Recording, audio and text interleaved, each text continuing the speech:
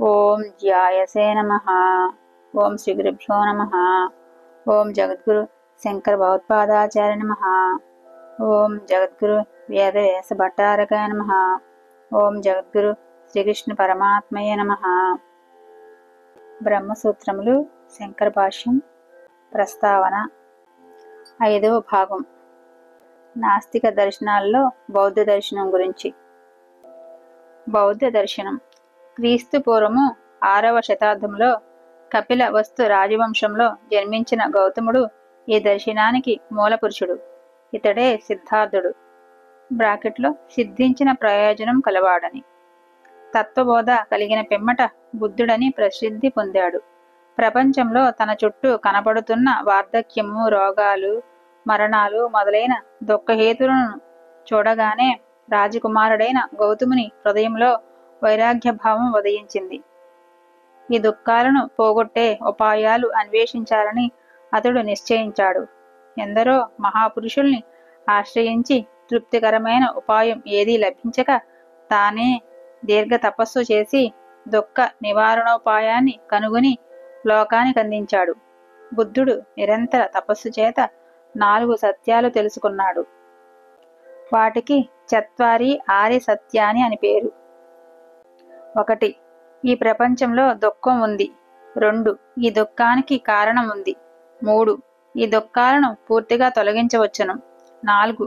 దుఃఖాలను తొలగించడానికి మార్గం ఉంది. ఇవి 4 సత్యాలు.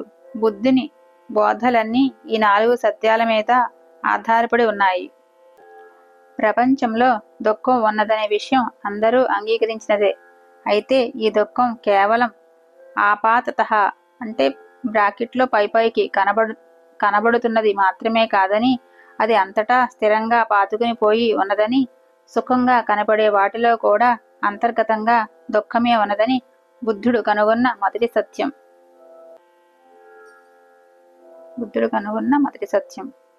2వ సత్యం కార్య కారణ భావ సమన్వయం చేత కనుగొన్నది. ఒక పదార్థం ఒక భౌతిక పదార్థమైన, మానసిక పదార్థమైన దాని స్థితి ఇతర పదార్థాల స్థితి మీద ఆధారపడి ఉంటుంది. ఇతర పదార్థాల స్థితి మీద ఆధారపడకుండా స్వతంత్రంగా నిలిచి ఉండగలిగిన పదార్థం ఏదీ లేదు. అందుచేత ఈ ప్రపంచంలో స్థిరంగా ఉండేది ఏదీ లేదు. అన్ని వస్తువులు మార్పు చెందుతూనే ఉంటాయి. మన దుఃఖాలు కూడా ఏవో కారణాల చేతనే కలుగుతున్నాయి. వీటి మూల కారణం ఈ ప్రపంచంలో పుట్టడమే. ఇలా పుట్టడానికి కారణం విషయవాంఛ. దీనికే తృష్ణ అని పేరు. ఈ తృష్ణకు కారణం అజ్ఞానం. మనకు అజ్ఞానమే లేకపోతే తృష్ణ కలగదు. తృష్ణ లేకపోతే ఈ భూమి మీద జన్మ కానీ దుఃఖం కానీ ఉండేవి కావు. పైన చెప్పినట్లు దుఃఖానికి కొన్ని కారణాలున్నట్లు తేలింది. ఆ కారణాలను తొలగించగానే కార్యమైన దుఃఖం కూడా తనంతట తానే తొలగిపోతుంది. ఇది 3వ సత్యం. దుఃఖ కారణం తొలగించటానికి మార్గం ఉన్నది అనేది 4వ సత్యం. ఈ మార్గంలో 8 అంగాలున్నాయి. అందుచేత దీనికి అష్టాంగ మార్గం అని పేరు. ఈ మార్గం అనుసరించే అధికారం ప్రతి ఒక్కరికి ఉంది. 1. సమ్యక్ దృష్టి. 2. సమ్యక్ సంకల్పం. 3. సమ్యక్ వాక్కు. 4. సమ్యక్ కర్మాంతం. 5. సమ్యక్ జీవనం. 6. సమ్యక్ వ్యాయామం. 7. సమ్యక్ స్మృతి. 8. సమ్యక్ సమాధి అనేవి అష్టాంగాలు.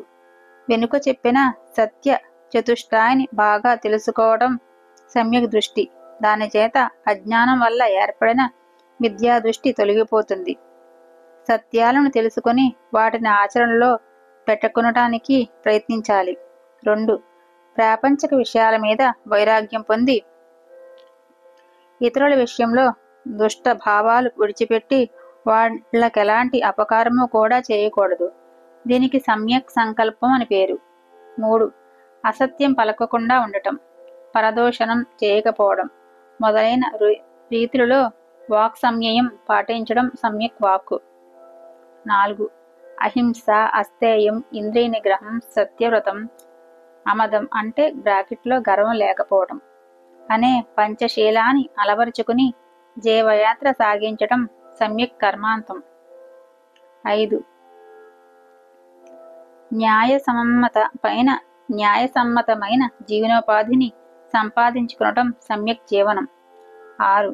మానవుడు ఎంత ప్రయత్నం చేసినా పూర్వ వాసనలు వారిని చెడు మార్గం వైపు త్రిప్పుతూ ఉంటాయి. అందుచేత అతడు చాలా జాగ్రత్తతో ఉండాలి. అందుకోసం అతడు 1. వెనకటి చెడు భావాలను సమూలంగా తొలగించుకోవాలి. 2. చెడ్డ భావాలేవి కొత్తవి మనసులో ప్రవేశించకుండా చూసుకుంటుండాలి. 3.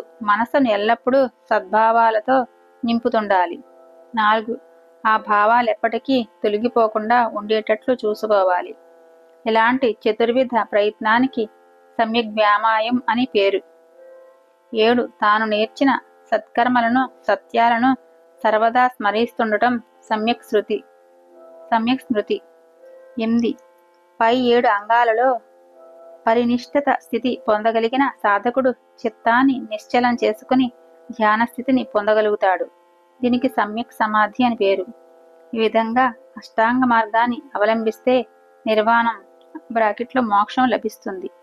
బుద్ధుడు తాత్విక సిద్ధాంతాలేవి మనకు గ్రంథ రూపంలో అందచేయలేదు. కానీ అతడు చేసిన మౌలికోపదేశాలను ఆధారంగా చేసుకుని తర్వాత వారు అనేక సిద్ధాంతాలు ప్రచారంలోనికి తీసుకుని వచ్చారు. వీటిలో మాధ్యమిక మతం లేక శూన్యవాదం, 2. యోగాచార మతం లేక విజ్ఞానవాదం, 3. సౌత్రాంతిక మతం, 4. వైభాషిక మతం అనే 4 మతాలు ప్రసిద్ధమైనవి. 1. మాధ్యమిక మతం. ఈ మతం ప్రకారం ప్రపంచం అంతా అసత్యం. మానసిక ప్రపంచం, భౌతిక ప్రపంచము కూడా అజ్ఞాన కల్పితాలే. నిజానికి ప్రపంచం అంటూ ఏదీ లేదు. ఈ మతం సర్వము శూన్యమే అని చెప్పటం చేత దీనికి శూన్యవాదం అని కూడా పేరు. ఇంకా 2. యోగాచార మతం. ఈ మతం ప్రకారం బాహ్య ప్రపంచం అంతా కాల్పనికం. విజ్ఞానమే మానసిక భావాలే బాహ్య ప్రపంచ రూపంలో కనబడుతున్నది. విజ్ఞానం మాత్రం సత్యం. మనసు కూడా అసత్యం అనటం అనుభవ విరుద్ధం. విజ్ఞానమే ప్రపంచ రూపంలో భాషిస్తున్నది అని అంగీకరించడం చేత దీనికి విజ్ఞానవాదం అని పేరు. 3. సౌతాంత్రిక మతం అంటే బాహ్యానుమేయవాదం అనంట. ఈ మతం ప్రకారం బాహ్య ప్రపంచం, మానసిక ప్రపంచము కూడా సత్యములే. బాహ్య ప్రపంచం అంతా అంతర విజ్ఞాన పరిణామమే. అంటే ప్రపంచం అంతా అన్ని వేళల్లోనూ జ్ఞానగోచరం కావాలి. అలా అవటం లేదు. బాహ్య వస్తువు ఒకటి ఉంటేనే గాని జ్ఞానం కలగటం లేదు. ఎదుట ఉన్న వృషభం నిలిచి ఉన్నప్పుడు మాత్రమే వృషభ జ్ఞానం కలుగుతున్నది. అది లేనప్పుడు జ్ఞానం కలగటం లేదు. అందుచేత జ్ఞానోత్పత్తికి వృషభస్థితి కారణం అని అంగీకరించి తీరాలి. అయితే విషయం ఏమిటనగా మనకు వృషభ జ్ఞానం కలగటాన్ని బట్టి ఎదుట వృషభం ఉన్నట్లు ఊహిస్తున్నాం. అందుచేత బాహ్య పదార్థాలన్నీ అనుమేయాలే. బాహ్య ప్రపంచం అంతా అనుమేయమని ప్రతిపాదించడం చేత ఈ మతానికి బాహ్యానుమేయవాదం అని కూడా పేరు. ఇది మరల వింటే అర్థం బాగా అవుతుంది, వినండి. వైభాషిక మతం అంటే 4. వైభాషిక మతం అంటే బాహ్య ప్రత్యక్షవాదం. ఈ మతం ప్రకారం కూడా బాహ్య మానసిక ప్రపంచాలు రెండూ సత్యమైనవే. బాహ్యము మానసికము రెండు సత్యమైనవి అని అన్నారు. అయితే వీళ్ళు సౌతాంత్రికుల వలె బాహ్య ప్రపంచం అనుమేయమని అంగీకరించకుండా ప్రత్యక్ష వేద్యమే అని ప్రతిపాదిస్తారు. అందుచేత ఈ మతానికి బాహ్య ప్రత్యక్షవాదం అని కూడా పేరు. బౌద్ధుల వేద ప్రామాణ్యాన్ని, ఈశ్వర అస్తిత్వాన్ని అంగీకరించరు. బౌద్ధులు వేద ప్రమాణాన్ని, ఈశ్వరత్వాన్ని అంగీకరించరు. వాస్తవంలో వీళ్ళు మతం ప్రకారం స్థిరమైన పదార్థం ఏదీ లేదు. ప్రతి వస్తువు కూడా జీవునితో సహా క్షణక్షణానికి మారిపోతూ ఉంటుంది. కర్మ వశం చేత జీవనం నదీ ప్రవాహం వలె, దీపం వలె అవిచ్ఛిన్నంగా సాగిపోతూ ఉండటం చేత ఏకత్వ భ్రాంతి కలుగుచున్నది. కొన్ని అవాంతర సైద్ధాంతిక భేదాలను, ఆచార విధానాదులను పురస్కరించుకుని బౌద్ధంలో కొన్ని శాఖలు బయలుదేరాయి. వాటిలో హీనయానం, మహాయానం అనేవి ప్రధానమైనవి. సింహల దీపం, బర్మా, సయాం మొదలైన దక్షిణ దేశాలలో హీనయానం, టిబెట్టు, చైనా, జపాన్ మొదలైన ఉత్తర దేశాలలో మహాయానము ప్రచారంలోనికి వచ్చాయి. మాధ్యమిక యోగాచార వాదాలు హీనయానానికి, సౌత్రాంత్రిక వైభాషిక వాదాలు మహాయానానికి సంబంధించినవి. ఓం శ్రీ గురుభ్యో నమః. సర్వం శ్రీకృష్ణార్పణమస్తు. రేపటి నుంచి ఆస్తిక దర్శనాలు.